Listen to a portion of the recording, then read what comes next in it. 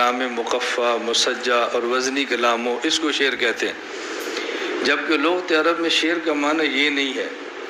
لغت عرب میں شعر کا معنی ہوتا ہے خیالی اور فرضی باتیں، اسے کہتے ہیں شعر۔ فرضی باتوں، آپ حضرات میں سے وہ طلباء جن کا منطق کا ذوق ہے وہ سمجھتے ہیں، کہتے ہیں کہ منطق میں یہ دلائل شعریہ ہیں۔ دلائل شعریہ ان دلائل کو کہتے ہیں جو فرضی قسم کے دلائل ہوں، اور جو خیالی قسم کے دلائل ہوں جن کا حقائق سے کوئی تعلق نہ ہو۔ تو شعر کا معنی ہوتا ہے فرضی باتیں، خیالی باتیں۔ تو رسول اکرم صلی اللہ علیہ وسلم جنت اور جہنم کی بات کرتے، کہتے خیالی باتیں ہیں، فرضی باتیں، اس کا کوئی وجود ہی نہیں۔ یہ معنی تھا تو کہتے یہ شاعر ہے۔ یہ معنی نہیں کہ جس کو ہم شاعر کہتے ہیں وہ اس کی نفی کرتے۔ مکہ والوں سے زیادہ کون جانتا ہے کہ شعر کیا ہوتا ہے؟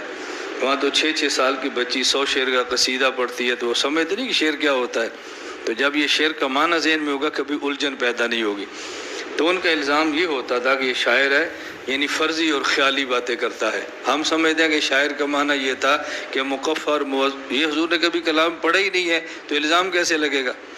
خیر میں عرض یہ کر رہا تھا، الزامات لگاتے اور اس کا ہمارے عنوان سے تعلق نہیں، میں ویسے ایک بات کہہ رہا ہوں۔ ہمارا عقیدہ ہے کہ نبی معصوم ہے۔ جو لوگ کہتے ہیں پیغمبر معصوم نہیں ہے، ان کی ایک دلیل قرآن کریم سے یہ ہے، اِنَّا فَتَحْنَا لَكَ فَتْحًا مُبِينًا لِيَغْفِرَ لَكَ اللَّهُ مَا تَقَدَّمَ مِن ذَنبِكَ وَمَا تَأَخَّرَ۔ کہتے ہیں قرآن کہہ رہا ہے ہم نے آپ کے گناہ کو معاف کر دیا۔ تو گناہ تھا تو تبھی معاف کیا نا، اگر نہ ہوتا تو معاف کسے کرتے؟ اس سے معلوم ہوتا ہے کہ نبی سے گناہ ہوتا ہے۔ ہم پھر اس کے جواب دیتے ہیں کہ ضم مضاف ہے، کاف مضاف الیہ ہے، اور اضافت سے معنی بدلتا ہے۔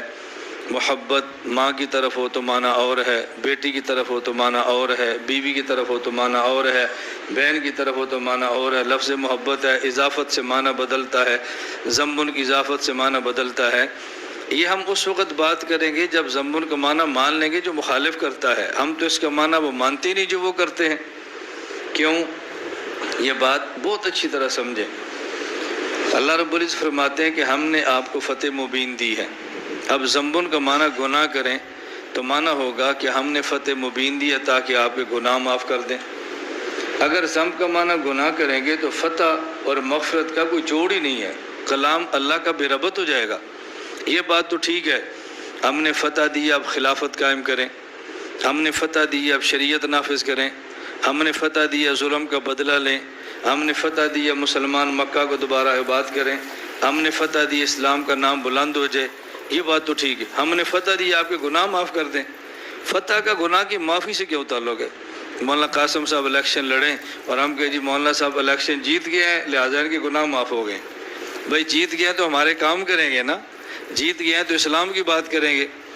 تو فتح کا مغفرت سے کیا تعلق ہے؟ اس لیے ضمن کا معنی آپ گناہ کریں گے تو کلام بالکل بے ربط ہو جائے گا۔ یہ بات سمجھ آ گئی آپ کو؟ اس لیے ہم کہتے ہیں 3 لفظ سمجھیں۔ نمبر 1 غفران، نمبر 2 تقدم اور تأخر، تقدم اور تاخر جو مصدر ہے، نمبر 3 ضم۔ غفران کا معنی ہوتا ہے ڈھانپ لینا۔ عربی زبان میں جو لوہے کا ٹوپ خود سر پہ پہنتے ہیں میدان جنگ میں، اسے کہتے ہیں مغفر۔ یہ سر کو ڈھانپ لیتا ہے اور زخم نہیں ہونے دیتا، اسلحہ نہیں پہنچنے دیتا۔ اور ضمبن عربی زبان میں کہتے ہیں دم کو، جو جانور کے پیچھے لگی ہوتی ہے۔ اور اسی مناسبت سے الزام کو بھی ضمبن کہتے ہیں کہ الزام منہ پر نہیں لگاتے، پیچھے لگاتے ہیں، مناسبت ان میں۔ اور تقدم کا معنی ہے مکی زندگی، تاخر کا معنی ہے مدنی زندگی۔ اب آیت کا معنی کیا ہے؟ مکہ والے الزام لگاتے شاعر ہیں، مکہ والے کہتے مجنون ہیں، مکہ والے کہتے ساحر ہیں، مکہ والے کہتے قیادت کا شوق ہے، الزام تھے۔ مدینہ میں آپ گئے تو الزامات یہود لگاتے تھے کہ اس کو لیڈر بننے کا شوق ہے وغیرہ وغیرہ۔ الزام آدمی اس پہ لگاتا ہے جس کا عقیدت مند نہ ہو، مخالفت ہو۔ الزام اس پہ لگاتا ہے جس کی نفرت ہو، دل میں محبت نہ ہو۔ اللہ فرماتے ہیں میرا پیغمبر ہم نے آپ کو مکہ کا فاتح بنا دیا، جس کا نتیجہ کیا نکلا؟ اذا جاء نصر اللہ والفتح ورأیت الناس يدخلون فی دین اللہ افواجا۔ اس فتح مکہ کے نتیجے میں جو آپ کے مخالف تھے اب غلام بنیں گے، جو گالیاں دیتے تھے وہ دعائیں دیں گے، جو نفرت کر رہے تھے، توجہ رکھیں آپ، وہ محبت کریں گے۔ تو یہ الزامات اس لیے لگاتے کہ آپ کے عقیدت مند نہیں تھے۔ ہم نے فتح مکہ دی، یہ کلمہ پڑھ کے مسلمان ہو جائیں گے، اب یہ گالیاں نہیں دیں گے، دعائیں دیں گے، اب یہ آپ کی مخالفت نہیں کریں گے، قصیدے پڑھیں گے۔ ہم نے آپ کو فتح دے کر الزامات کو چھپا دیا ہے، مکی الزام بھی، مدنی الزام بھی۔ اب الزامات ختم، اب مدح کا دور شروع ہے۔ بات سمجھ آئی؟ اب دیکھو کتنے جوڑ اور مناسبت ہے۔ ہم بسا اوقات قرآن سمجھتے نہیں ہیں تو پھر الجھن کے شکار ہوتے ہیں، اور جو قرآن غلط تفسیر کرتے ہیں ہم دورے ان کے پاس کرتے ہیں اور پھر کہتے ہیں وہ قرآن کی بہت خدمت کرتے ہیں، ہم کو قرآن بہت سمجھ آتا ہے۔ کیا سمجھ آتا ہے؟ امت کو قرآن کے نام پہ گمراہ کریں گے تو قرآن سمجھ آنے والی بات تھوڑی ہے۔ میں خیر یہ عرض کر رہا تھا الزامات لگتے تھے، میں نے یہاں سے بات کی ہے۔ اب بات سمجھیں، رسول اکرم صلی اللہ علیہ وسلم آخری نبی ہیں، آپ پر نبوت کا دروازہ بند ہے۔ اب آپ کے بعد کوئی نبی، بولو اونچی آواز سے، کوئی نبی نہیں آئے گا۔ یہ ترجمہ نہیں کرنا، آپ پھنس جائیں گے۔ میں نہیں اس لیے کہا اونچا بولو تاکہ آپ کو اندازہ کہ ہم نے ترجمہ کیا کرنا ہے۔ لا نبی یا بعدی کا ترجمہ ہمیشہ یہ کریں کہ میرے بعد کوئی نبی پیدا نہیں ہوگا، یہ نہیں کرنا کہ میرے بعد کوئی نبی نہیں آئے گا۔ اگر آپ نے کہا نا میرے بعد کوئی نبی نہیں آئے گا تو قادیانی کہیں گے عیسیٰ علیہ السلام آئیں گے، آپ نے کہنا آئیں گے، تو آپ تو کہتے کوئی نبی نہیں آئے گا، تو عیسیٰ علیہ السلام کیسے آئے؟ آپ کہتے ہیں جی وہ امتی ہونے کی حیثیت سے آئیں گے۔ قادیانی پھر پوچھے گا امتی ہونے کی حیثیت سے آئیں گے تو نبی والی حیثیت ختم ہو جائے گی؟ اللہ جب نبوت دیتا ہے تو پھر واپس تھوڑی لیتا ہے، وہ نبی بھی ہوں گے امتی بھی ہوں گے۔ تو ہمارا مرزا نبی بھی ہے امتی بھی ہے، جس حیثیت سے عیسیٰ ہے اسی حیثیت سے مرزا ہے۔ تو لا نبی یا بعدی عیسیٰ کی آمد کے خلاف نہیں تو ہمارے نبی کی آمد کے خلاف کیسے ہے؟ کوئی اور دلیل پیش کرو۔ اب آپ نے پھنس جانا ہے، تو آپ ترجمہ کرو انا خاتم النبیین لا نبی یا بعدی، میں آخری نبی ہوں اور میرے بعد کوئی نبی۔ عیسیٰ علیہ السلام نازل ہوں گے اور مرزا پیدا ہوا ہے۔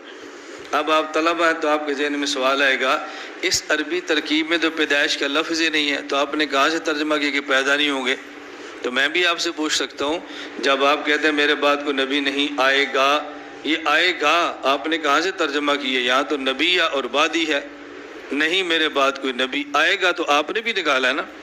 اس کا مطلب یہ ہے لا نبی یا بعدی میں لا نفی جنس ہے، نبی یا اس کا اسم ہے، بعدی اس کی خبر ہے، اور لا نفی جنس کا اسم مبنی بر فتح ہوتا ہے، خبر اس کی مرفوع ہوتی ہے، لیکن بعد مضاف یا ضمیر مضاف الیہ یہ محلن مرفوع ہے اور یہ متعلق ہے محذوف کے۔ محذوف کیا ہے؟ آپ نکالتے ہیں ثابتن اور کائنن اور ترجمہ کرتے ہیں میرے بعد کوئی نبی نہیں ہوگا۔ ہم محذوف نکالتے ہیں مولودن کہ میرے بعد کوئی نبی پیدا نہیں ہوگا۔ لا نبی یا بعدی کی ترکیب تب بننی ہے جب آپ نے محذوف نکالنا ہے، اس کے بغیر ترکیب بننی ہی نہیں ہے۔ ایک محذوف ثابتن ہے اس پر اعتراض ہے، ایک محذوف مولودن ہے اس پر کوئی اعتراض نہیں، تو محذوف کون سا نکالیں جس پر اعتراض ہو یا نہ ہو؟ اس لیے میں نے کہا ترجمہ کیا کریں، حضور نے فرمایا میں آخری نبی ہوں اور میرے بعد کوئی نبی۔ اب سمجھ آ گئی؟ ہاں، میں کبھی درمیان میں بلواتا ہوں تاکہ بات سمجھ آئے، ورنہ مجھے مجمع کے شور کا شوق نہیں ہوتا، میری تو نعروں سے جان جاتی ہے، میں تو نعرے اپنے جلسے میں بھی نہیں لگنے دیتا، خاموشی سے ہمارا سبق چلتا ہے۔ رسول اللہ صلی اللہ علیہ وسلم آخری نبی ہیں، آپ کے بعد کوئی نبی پیدا نہیں ہوگا۔ نبوت کا دروازہ بند ہے لیکن نبوت کا کام جاری رہے گا، نبوت کا کام ختم نہیں ہوگا۔ اب نبوت کا کام کون کریں گے؟ علماء، ان العلماء ورثۃ الانبیاء۔ یہ حدیث مستقل بحث مانگتی ہے کہ اس پر آدمی لمبی 2 گھنٹے کی بات کرے، اس کا مطلب کیا ہے؟ ان العلماء ورثۃ الانبیاء، اس کا معنی کیا ہے؟ خیر، علماء نبی والا کام کریں گے۔ اللہ رب العزت کے پیغمبر نے ان العلماء ورثۃ الانبیاء فرمایا، ان العابدین ورثۃ الانبیاء نہیں فرمایا۔ اس کی وجہ یہ ہے عمل کمالات نبوت میں سے نہیں ہے، علم کمالات نبوت میں سے، یہ بات ذہن میں رکھ لیں، عمل کمالات نبوت میں سے نہیں ہے، علم کمالات نبوت میں سے ہے۔ اس کی وجہ مولانا ننوتوی نے تحذیر الناس میں یہ پیش کی ہے، کسی شخص کا کمال وہ ہوتا ہے جو اس میں ہو اور دوسرے میں نہ ہو، یہ ہوتا ہے کمال۔ اگر پیغمبر کا علم